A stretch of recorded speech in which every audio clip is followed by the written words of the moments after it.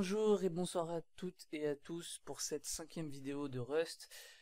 Aujourd'hui dans cette vidéo on va voir quelque chose qui je pense intéresse pas mal de gens, hein, savoir comment récupérer des informations de par l'utilisateur de votre programme, hein, parce que depuis le début là, des vidéos on a vu comment nous afficher des choses à l'écran, etc.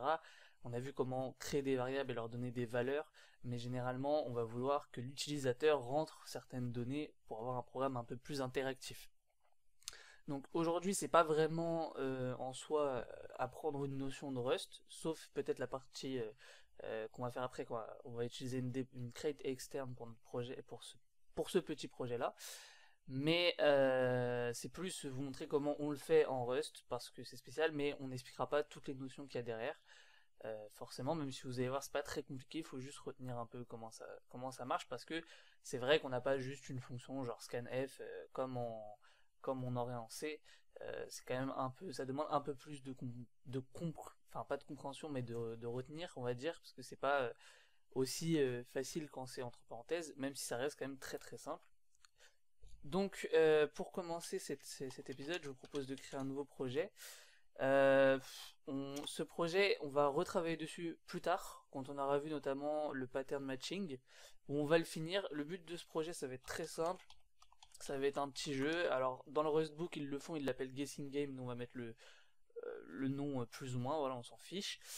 Ça va être un petit projet. Le principe de ce projet, qu'on va, qu'on va incrémenter au fur et à mesure qu'on apprend les notions, hein, vous allez voir qu'il est très simple, voire qu'on finira après le pattern matching sûrement, ça va être de faire un mini-jeu, hein, tout con, où l'utilisateur de votre jeu, justement, lui, il va rentrer enfin, avant d'arriver à là, pardon, notre programme, il va générer un nombre aléatoirement, entre 1 et 100, après vous pourrez améliorer le programme comme vous avez envie, et rajouter les difficultés que vous avez envie, etc.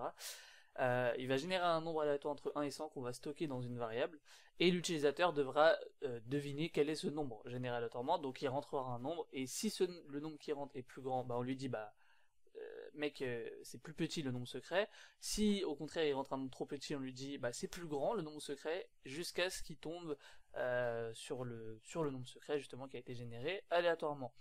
Après, il y a plein de variantes, vous faites comme vous voulez, vous pouvez rajouter un certain nombre d'essais possibles, vous pouvez rajouter que c'est généré entre 1 et 1000 pour aller avoir une difficulté maximale. Vous pouvez vous taper toutes les barres dont vous avez besoin, hein. Mais nous, on va faire vraiment la partie la plus simple. Je vais pas forcément non plus faire appel à quoique ça je verrai, mais en gros, dans le Rustbook, ils utilisent un truc qui n'est pas forcément nécessaire pour ce projet-là. Je verrai si je vous le montre. Euh, mais bon. Donc, notre petit plus ou moins, on va voir déjà très très simplement comment en Rust on fait pour demander à l'utilisateur d'entrer une information dans la console qu'on va récupérer. Donc pour ça, on va avoir besoin de quelque chose qui n'est pas par défaut. Enfin, ça fait partie, pardon, de la librairie standard de Rust, hein, de la bibliothèque standard de Rust, mais on peut pas l'utiliser comme ça. Il faut, enfin, en vérité, on pourrait l'utiliser comme ça, mais pour vous savez quoi, on va utiliser comme ça et après je vais vous montrer comment simplifier les choses. Donc pour récupérer une information entrée par l'utilisateur, la première chose qui va nous falloir, c'est un espèce de buffer. Donc pour le dire en français, c'est littéralement un emplacement réservé, on va dire, hein, qui va nous permettre justement de stocker cette information qui va être entrée dans la console. Sachant que ce que l'utilisateur va taper dans la console, nous, elle va nous le renvoyer, elle va le stocker dans un type de données qui est spécial, c'est le type string. Je sais plus si j'en ai parlé dans les types de variables, je crois pas. Je crois que je me suis réservé de pas en parler, parce que justement je savais que j'allais en parler après. Mais même si j'en ai déjà parlé, c'est pas grave, je refais un petit tour. Dans tous les cas. Donc le type string, c'est un type particulier en Rust, c'est le type chaîne de caractères en Rust par excellence. Alors vous allez me dire, mais j'ai jamais entendu parler de ce type string. Nous, le seul type chaîne de caractères qu'on a vu, c'est ce truc-là, et je veux dire, ça marche très bien. On a une chaîne de caractères, tout va bien, on peut la stocker, et quand on passe la souris, on voit que le type, c'est pas du tout string, c'est un petit esperluette, ou moi je vais lire ça end str, et d'où il sort ton string et à quoi il sert, pourquoi il y aurait deux types chaînes de caractères différents. Alors, le type string, c'est un type chaîne de caractères, comme je vous l'ai dit, mais qui va être différent du type ndstr dans le fait qu'on va pouvoir le modifier. On va pouvoir modifier cette chaîne de caractères. Et par modifier, j'entends pas mettre une nouvelle valeur en dur ou ou un petit peu transformer certaines choses. Non, j'entends vraiment, si je veux par exemple la rajouter la lettre D par exemple à la fin de cette chaîne de caractères là, si je suis en type NSTR, je ne peux pas. C'est en tout cas pas comme ça à première vue. Alors qu'avec un type string, je vais pouvoir faire ça, et c'est là que ça devient très intéressant, parce qu'on va pouvoir le modifier. Il y a une deuxième différence avec... il y a quelques autres différences avec le type NSTR, mais je garde tout ça pour quand on parlera plus en détail des strings. Dans une prochaine vidéo, on parlera plus en détail du type string, et là on verra un peu vraiment les petites nuances, les petites utilisations qu'on peut en faire, qu'on peut pas faire avec le type NSTR. Et vous verrez que vraiment c'est deux types différents qui s'utilisent énormément les deux, hein, mais on va très souvent travailler avec du type string. Là aujourd'hui on va utiliser du coup type string, puisque pour lire une entrée utilisateur, je vous ai dit, l'entrée utilisateur ça va renvoyer une chaîne de caractères de type string. Enfin ça va renvoyer, ça va pas renvoyer, mais on va pas rentrer dans les détails pour l'instant, mais on va dire que ça va modifier notre emplacement qui lui est forcément de type string. Donc pour ça on va créer une nouvelle variable, alors on va la mettre en mute, pardon, vous allez comprendre pourquoi. Et on va dire que c'est un type string, et pour créer une variable de type string qui soit vide, c'est-à-dire une chaîne de caractères vide de type string, on a une méthode, une fonction associative, je sais plus, ça s'appelle exactement, mais ce sont des fonctions, on les reconnaît parce que elles s'utilisent avec cet opérateur là, donc qui est deux points, hein, voilà, et un nom, pardon, oula. Et du coup, on a la petite fonction new. La fonction new, elle est très bien, puisqu'elle va nous renvoyer, tout simplement, une chaîne de caractères de type string. Donc là, on voit bien. D'ailleurs, le type complet, c'est std, string, string. Mais nous, fort heureusement, on peut juste utiliser string. Et cette chaîne de caractères, elle est vide. C'est-à-dire que si là, je tente de l'afficher, donc en faisant ceci, alors là, il va me mettre un warning parce que le mute n'est pas nécessaire, on va l'enlever pour l'instant.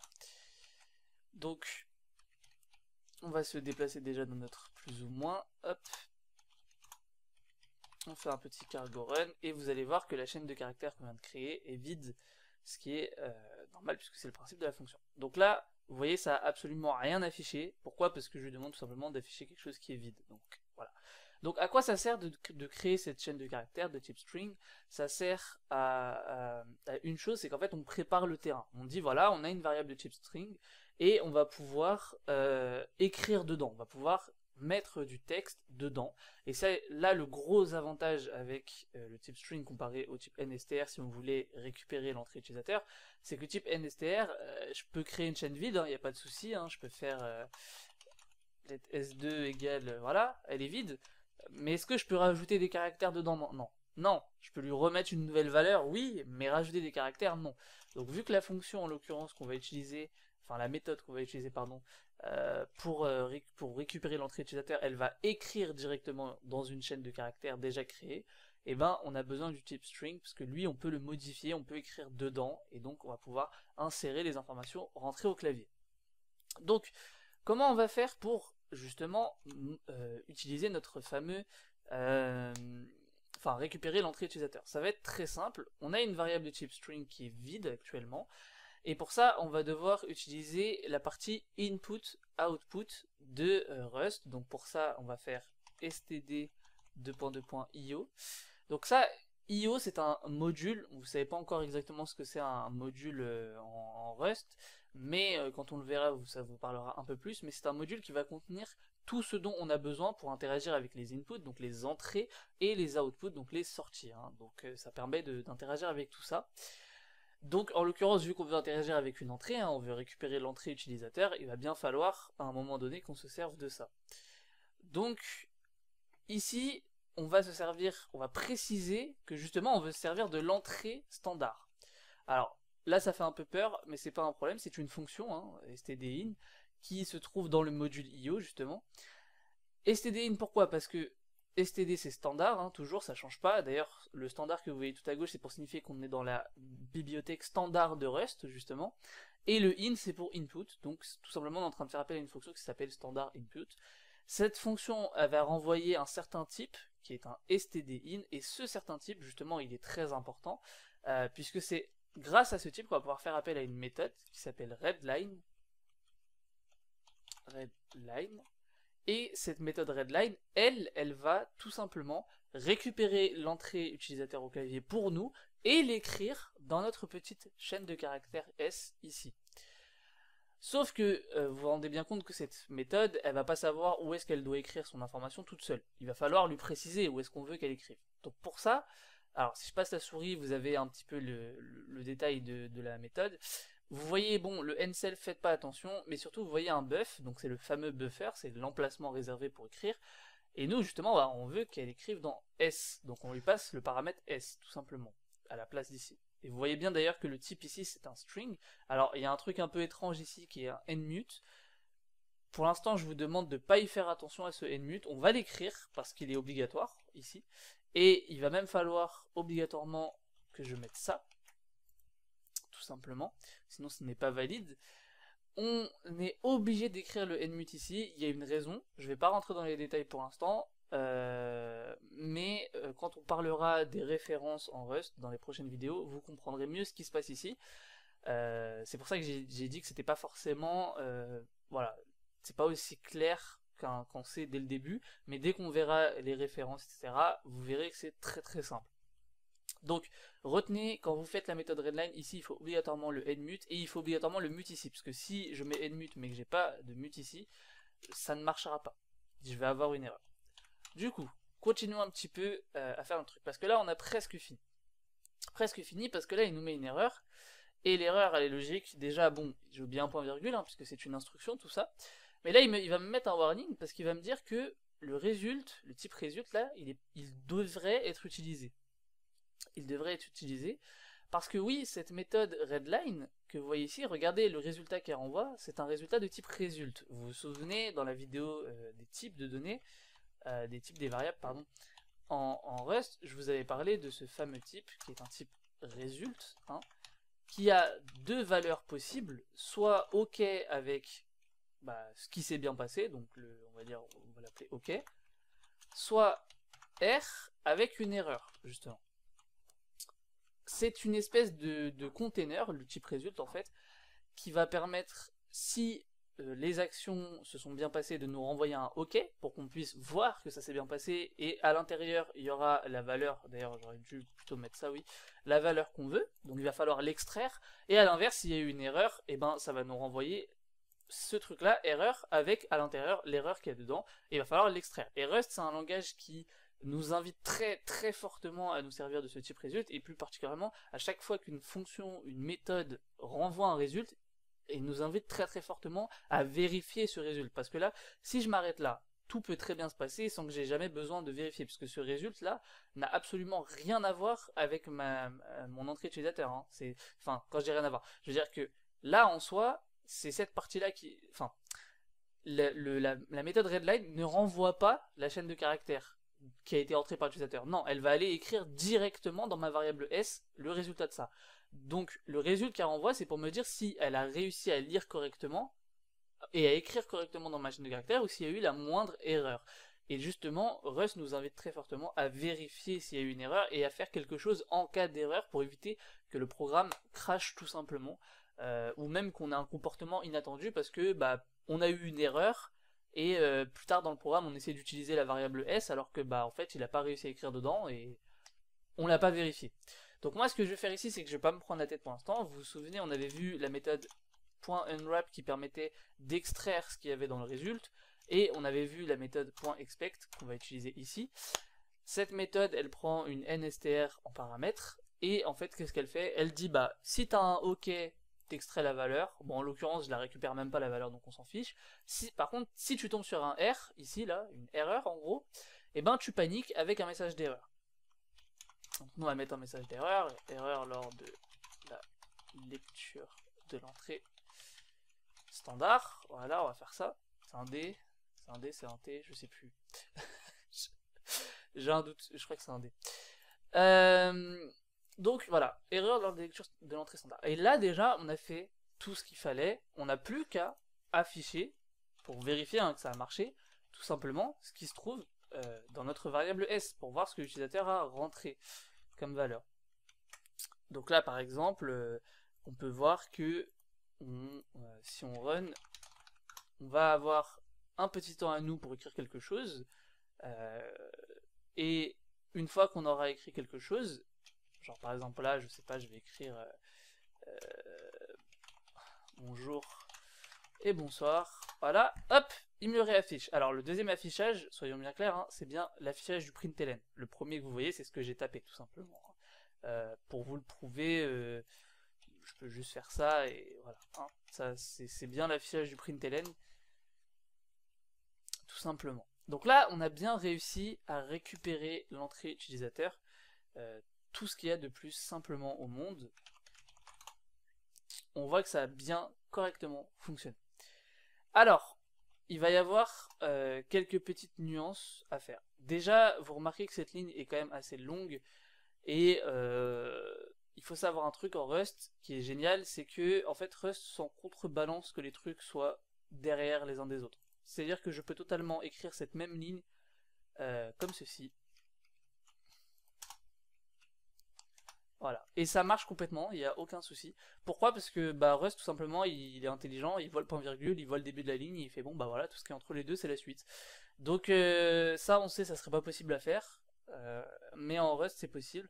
Donc retenez, voilà, si des fois vos lignes sont un peu longues, vous pouvez les raccourcir, ou en tout cas les faire aller plutôt dans la hauteur que dans la longueur, tout simplement en les faisant, en ramenant à chaque fois à la ligne, comme ça. Autre chose, je vais vous apprendre quelque chose de très utile. Généralement, là en l'occurrence, c'est pas très grave de faire STD, mais généralement on va vite virer le STD parce que bon bah voilà, c'est de la répétition. Si à chaque fois on doit écrire STD, STD, STD, STD.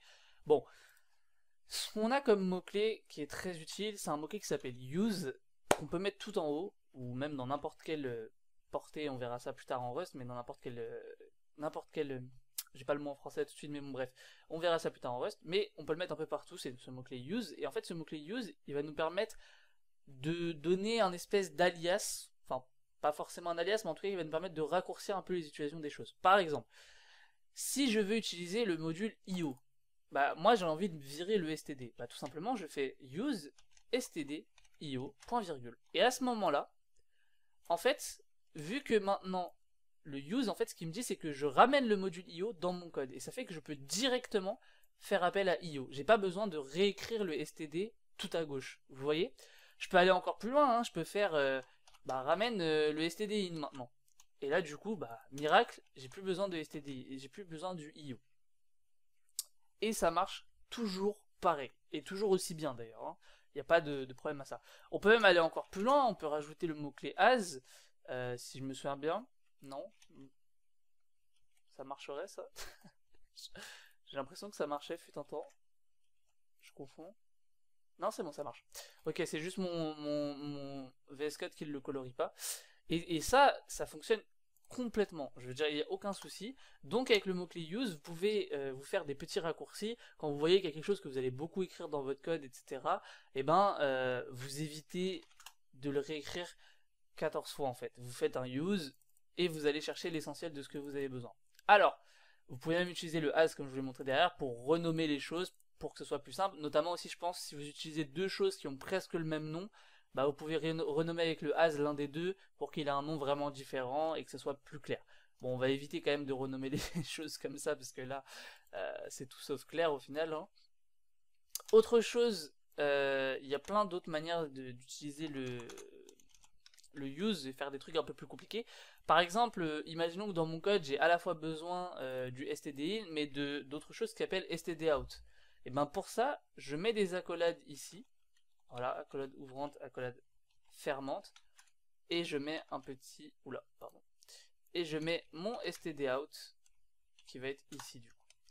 Bon, ça c'est un peu tous les cas d'utilisation du use, mais on rentrera plus dans le détail quand on parlera des modules, et là on rentrera beaucoup plus dans le détail de comment ce use il peut un peu être utilisé. Mais juste pour que vous le sachiez, si un jour vous avez besoin par exemple du module IO en lui-même, pardon, et en même temps d'autres choses qu'il y a à l'intérieur de ce module, bah, vous pouvez faire self et stdin par exemple, et du coup là je peux à la fois juste marquer stdin, ça fonctionne, ou je peux aussi faire ça, ça fonctionne aussi, il n'y a pas de souci. Pourquoi? Parce que là avec le self je récupère aussi le IO qui est ici. Bref, c'était tout pour les entrées utilisateurs. Vous voyez, c'est vraiment pas compliqué. Je vais juste regarder, je suis à combien de temps de vidéo? 2 secondes. On est à 20 minutes. C'est pas grave, j'ai encore le temps de toute façon de montrer la dernière chose. Donc là, vous voyez, on a notre petite entrée utilisateur. Donc à retenir, vous faites le petit use stdio. Vous écrivez io, stdin.readline. Vous oubliez surtout pas le nmute et le mute ici. Et ça écrit dedans. Vous remarquerez d'ailleurs que du coup, ce que vous écrivez, c'est une chaîne de caractères. Hein. C'est-à-dire que si je mets par exemple juste le chiffre 15, soyons bien clairs, à ce moment précis, avec seulement ce code-là, la variable s, je ne peux pas lui appliquer d'addition ou de soustraction. Je ne peux pas faire d'opération arithmétique parce que ce n'est pas un type entier, c'est un type chaîne de caractères. Bien évidemment, il est possible de transformer cette chaîne de caractères en type entier, sinon il n'y aurait pas d'intérêt, sinon on serait très vite limité. On verra tout ça quand on avancera un peu dans les vidéos, dans les notions, et qu'on verra le pattern matching. On reviendra sur ce petit projet de Rust, donc on fera le petit jeu du plus ou moins, tout simplement, et là, on transformera la chose en nombre entier, tout simplement. Une dernière chose que je voulais vous montrer très rapidement, c'est comment utiliser en Rust des crates externes, des dépendances du coup, pour faire tout un tas de choses. Hein. Quand vous avez besoin de quelque chose qui n'est pas donné dans la librairie standard de Rust, bah, vous allez avoir besoin de chercher quelque chose qui a été fait par quelqu'un d'autre. Et justement, je vais vous montrer comment utiliser ça. Donc là, ce qu'on va faire, c'est qu'on va générer aléatoirement un nombre en Rust. Et pour ça, on va utiliser une crate externe qui s'appelle rand. R-A-N-D pour random, hein, tout simplement. Donc première chose qu'on va avoir besoin de faire, c'est qu'on va avoir besoin de modifier notre fichier cargo.toml. Pourquoi est-ce qu'on va modifier notre fichier cargo.toml? Parce qu'on va lui préciser qu'on utilise justement une crate externe dans la petite section dependencies ici, et on va lui préciser qu'on utilise la crate externe rand avec sa version, parce que Rust fait bien les choses. Quand vous précisez une version d'une dépendance, à chaque fois que vous allez compiler, il va toujours vérifier qu'on est toujours il va toujours faire en sorte de garder la même version, pour qu'il n'y ait pas de problème quand vous revenez plus tard sur votre code, etc. Et pour changer de version, ça sera à vous de le spécifier, de dire bah voilà, je veux plus cette version, je veux la nouvelle version qui est sortie entre temps, et voilà. Donc nous on va utiliser la crate rand, on met un égal, on met une chaîne de caractères, et à l'intérieur on est censé préciser la version de notre crate. Alors là en l'occurrence j'ai une extension sur VS Code qui me met automatiquement, qui va me chercher la dernière version, donc je pourrais directement écrire 0.7.3, mais nous ce qu'on va faire là tout de suite, qui va être plus simple, c'est qu'on va mettre une étoile. Quand vous mettez l'étoile, ça veut dire que vous allez chercher la dernière version possible. Bien évidemment après il faudra remettre la bonne version, mais en mettant l'étoile, ce qui va être génial, c'est qu'après dans les commandes, je sais pas pourquoi ma souris tremble, ok bref c'est pas grave, dans mes commandes, vous allez pouvoir taper cargo, c'est pas cargo update, cargo build par exemple, voilà, et il va aller vous chercher automatiquement les crates. Alors là vous voyez qu'il va vous chercher donc du coup tout ce dont a besoin la crate random. Donc là en l'occurrence la crate random elle a elle-même besoin d'autres choses, donc c'est pour ça qu'il va chercher tout ça. Il les compile, il les télécharge, tout ça. Donc voilà, on le laisse faire son délire. On le laisse build, hein, ça prend un certain temps, ça va prendre plus ou moins de temps selon la vitesse de radiateur et selon le nombre de crates à aller chercher, hein, bien évidemment. Mais vous voyez que si Rust faisait pas ça automatiquement avec Cargo, vous auriez dû aller à la main chercher tout ce qu'il y avait besoin. Hein. Voilà, donc là on est quand même bien content que ça le fasse à notre place. Sachant que, je tiens à dire, là c'est plutôt lent parce que déjà je suis en train de filmer aussi. Hein. Voilà, donc ça ralentit un peu beaucoup. Donc une fois que vous avez fait ça, maintenant ce qui va être génial, c'est que vu que vous avez mis l'étoile, il est parti chercher la dernière version. Vous n'avez plus qu'à aller dans ce fichier, cargo.loc, et vous cherchez le name, vous voyez dans les packages, vous cherchez le name random, enfin rand tout court, pardon. Donc vous regardez pas le reste, vous cherchez rand. Et là, vous voyez la version, bah vous la recopiez, tout simplement. Et comme ça, vous êtes certain qu'à partir de maintenant, quoi qu'il arrive, vous aurez cette version-là d'utiliser dans votre projet. Alors, on va pouvoir un peu l'utiliser. Comment on utilise une crate externe dans notre projet? Parce que là, on l'a téléchargé, on l'a ramené dans notre projet, mais comment on l'utilise dans notre code? Et bien, grâce à ce mot-clé, use justement. Et on va pouvoir faire use, rand, et là, on va utiliser un truc qui s'appelle un trait, c'est le trait RNG. Je ne vais pas rentrer dans les détails de ce que c'est un trait pour l'instant, mais on va en avoir besoin pour générer un nombre. Donc comment on va faire? On va faire let number, voilà, on va l'appeler comme ça.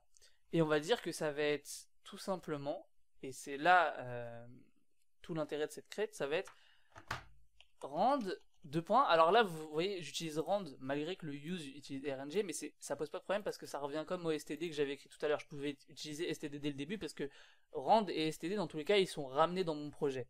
D'accord?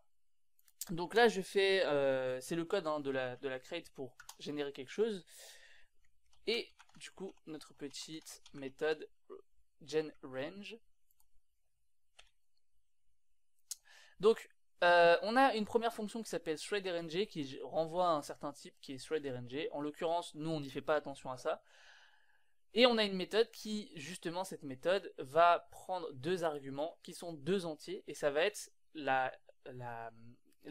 oh purée, l'intervalle sur lequel notre nombre aléatoire il va se générer. Donc par exemple, si je mets entre 1 et 101, et vous allez comprendre pourquoi 101 juste après, ça va me générer un nombre entre 1, la première borne, et 100. Parce qu'en fait, à chaque fois, il faut prévoir 1 de plus, parce que la deuxième borne est exclusive. C'est-à-dire que si vous mettez juste 100, ici, ça va générer un nombre entre 1 et 99, en fait. C'est ça que ça veut dire.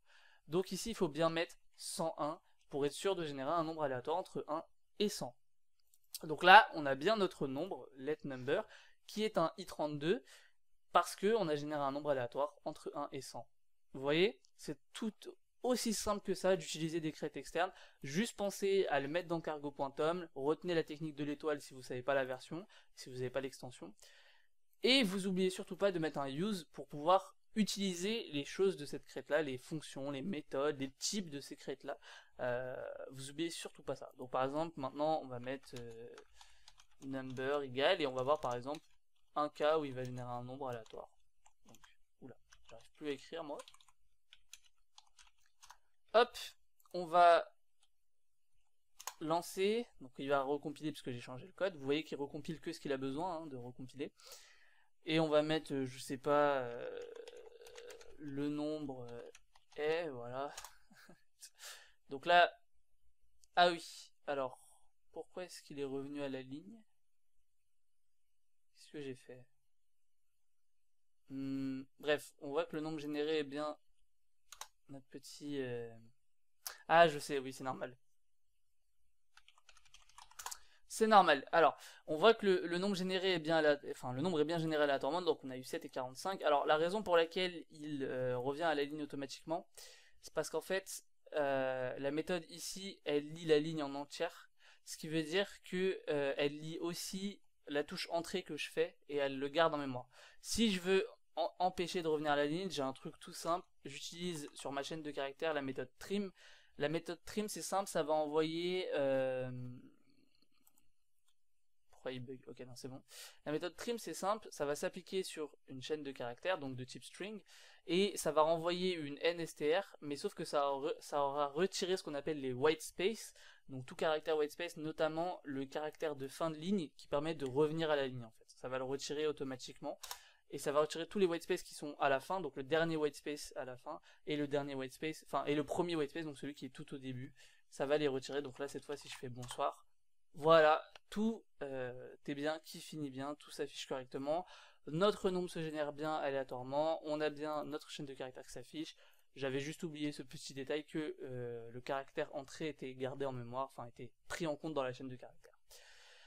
Voilà, c'est aussi simple que ça d'utiliser des dépendances externes en Rust, c'est aussi simple que ça aussi de récupérer l'entrée utilisateur. Maintenant, vous pouvez faire des trucs un peu plus intéressants.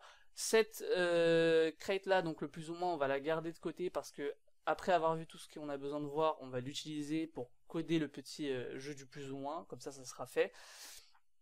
Et dans les prochaines vidéos, on verra un peu plus de choses. Donc on va commencer prochaine vidéo à voir les conditions, puis après les boucles, etc. Et petit à petit, on avancera dans les notions. Voilà, je vous dis bonne journée, bonne soirée à tous et à toutes selon à quelle heure vous regardez cette vidéo. Et à plus pour la prochaine vidéo. N'hésitez pas à poser des questions en commentaire si vous en avez. Ciao!